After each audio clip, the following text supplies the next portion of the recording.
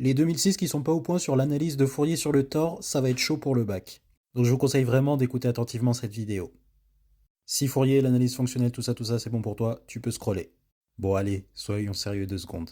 En vrai, ce qu'on va faire, c'est démontrer que les solutions de cette équation différentielle sont de la forme y est égal k exponentielle ax où k est une constante réelle.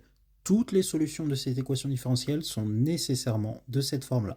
Pour rappel, une équation différentielle, c'est une équation qui fait intervenir une fonction dérivable et sa dérivée, et on dit que la fonction est solution quand elle vérifie l'égalité.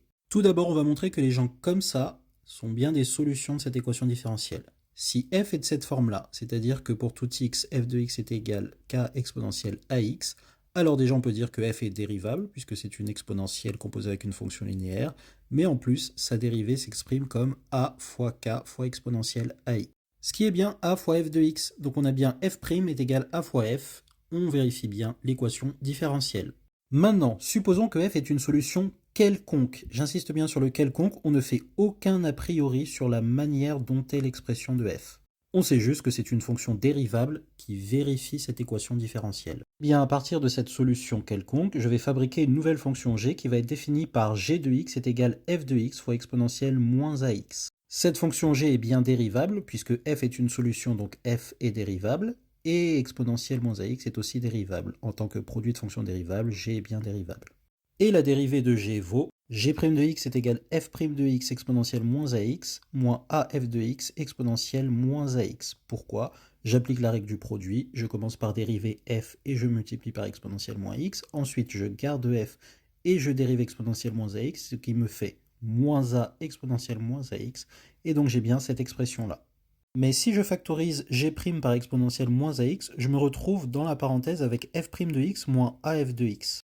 Et vu que f est une solution de l'équation différentielle y' est égal à y, eh bien cette expression-là vaut 0. Donc g est une fonction dérivable sur R dont la dérivée vaut 0.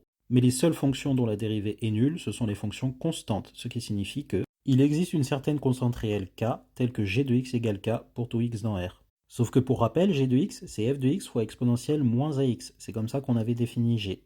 Donc k est égal f de x exponentielle moins ax, et donc f de x égale k exponentielle ax en multipliant des deux côtés par exponentielle ax.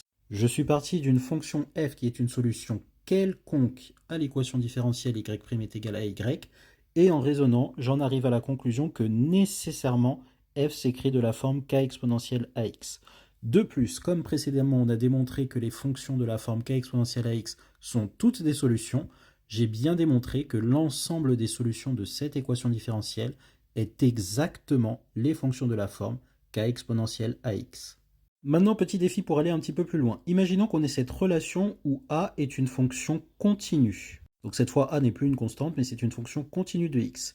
Et on pose cette équation différentielle, y' est égal à 2x fois y. Est-ce que tu saurais me démontrer en utilisant exactement la même méthode que moi que les solutions sont toutes de la forme k exponentielle grand ax fois y, où grand A est une primitive de petit a.